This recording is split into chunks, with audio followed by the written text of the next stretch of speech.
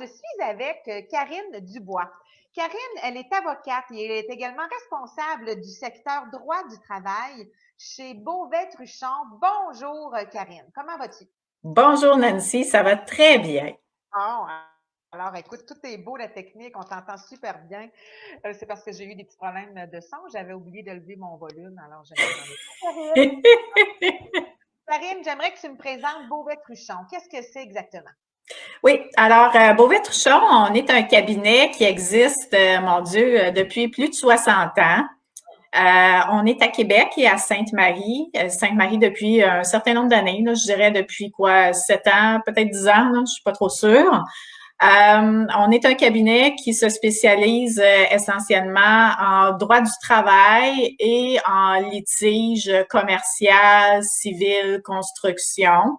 On a une grosse équipe en droit du travail. On est 11 en droit du travail. Et comme tu le mentionnais, moi, je suis responsable du secteur droit du travail. Je fais beaucoup de santé, sécurité et relations de travail, normes du travail, conventions collectives.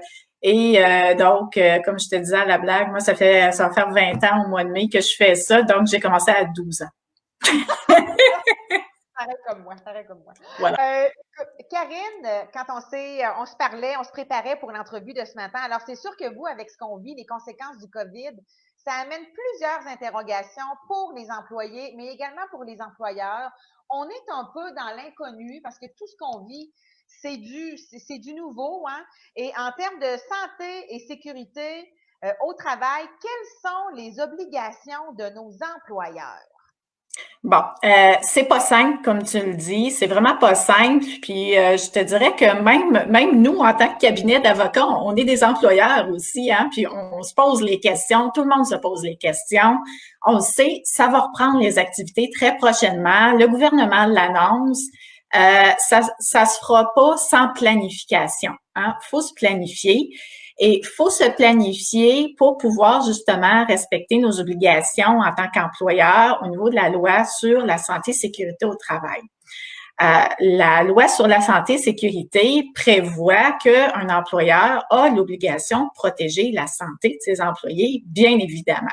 Oui. Cette obligation-là, c'est pas nouveau, là, ça existe depuis de nombreuses années.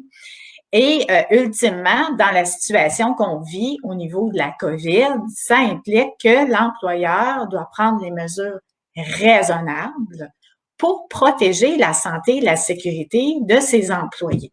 Bon, là, c'est pas simple. C'est quoi des mesures raisonnables? Écoutez, ce qui est important, je pense, pour chacun des employeurs, c'est, première des choses, de se faire on va appeler ça comme ça, une politique claire à cet égard-là, puis la diffuser à ses employés. Parce que moi, je pense, en tant que procureur patronal, que la diffusion, la communication au niveau des employés est vraiment la base dans cette situation-là. Il faut que les employés sachent, c'est quoi les mesures qu'on entend prendre pour les protéger, parce qu'il faut les rassurer. Et deux, faut voir aussi à ce qu'ils les comprennent, ces mesures-là. Il faut leur rappeler régulièrement. Bon. Plus précisément, au niveau des mesures, là, il y a plein de choses qui peuvent être faites. Là, je pourrais pas toutes les énumérer aujourd'hui, mais ce que je peux dire, c'est que au niveau des mesures, je donne un exemple. Tout d'abord, faut pas oublier qu'on a la distanciation sociale, là, le fameux 2 mètres, qui pourrait vraisemblablement tomber à 1 mètre. Là, il y a en tout cas, on entend parler. J'ai entendu parler de ça. Est-ce que le son, excuse-moi, Karine, là, je t'ai coupé la parole, mais il y a Diane Blais qui me disait qu'on t'entendait très bien, mais que moi, c'était moins. Non, toi, tu étais parfaite. Oui, Diane, moi, ça va. j'ai enlevé mes écouteurs et mon micro. Hier, on m'avait suggéré d'en avoir, mais là, je l'enlève. Fait que si jamais vous voyez que c'est mieux, dites-moi-le. Si c'est pire, dites-moi-le aussi. Fait que là, on parlait de situation, Karine, hyper intéressant. Tu crois que on est en train de regarder pour que ça tombe à 1 mètre au lieu de 2? Ben, écoute, c'est des rumeurs, là, qu'il y aurait possiblement une diminution du 2 mètres avec le 2 mètres. c'est sûr que pour le moment, il faut garder quand même le 2 mètres, là. OK? Donc, ça, il faut garder cette idée-là, première des choses. Deuxième des choses, faut penser aussi aux mesures sanitaires. Donc, va falloir que les employeurs prévoient des mesures pour que les gens se désinfectent les mains en arrivant au travail, mais aussi à intervalles réguliers. Bon, là, qu'est-ce qui est raisonnable? Qu'est-ce qui serait recommandé? On s'entend, on est un petit peu dans le néant, là. Il y en a qui vont dire on désinfecte aux heures, il y en a qui vont dire ben, on désinfecte en arrivant, puis avant les repas, après les repas. Mais en même temps, je pense que ce que ça signifie aussi, Karine, c'est que ça en prend un minimum. Il faut que les employeurs soient prêts et que dès maintenant, ils planifient l'achat de gel antiseptique avec des distributeurs. Puis ça tombe bien, Karine, que tu me poses les gens que cette semaine, je vais envoyer par courriel un info CCINB qui traite justement de comment prévoir le futur dès maintenant. Puis on va ajouter des membres de la Chambre qui font la distribution de gel, de distributeurs et de plexiglas et etc. Fait que là, excuse-moi de te couper la parole. Non, mais non, c'est tout à fait pertinent. Effectivement, il y a ça qu'il va falloir qu'il soit prévu. Est-ce que ça va aller jusqu'à prévoir les masques en entreprise? Écoute, moi, je pense pas qu'on en est là, personnellement. Surtout dans la mesure où on maintient le 2 mètres. Mais bon, je suis pas infectiologue, je suis pas médecin. Tous les jours, ça change, hein, les exigences. Des fois, il y a des choses qui sont annoncées, mais on a des petites surprises. Ben, c'est ça. Évidemment, on a des surprises à chaque jour, comme tu le dis. Puis aussi, bon, les masques, selon ce qui est véhiculé jusqu'à présent, c'est pour prévenir la contamination des autres personnes. C'est pas nécessairement pour se protéger.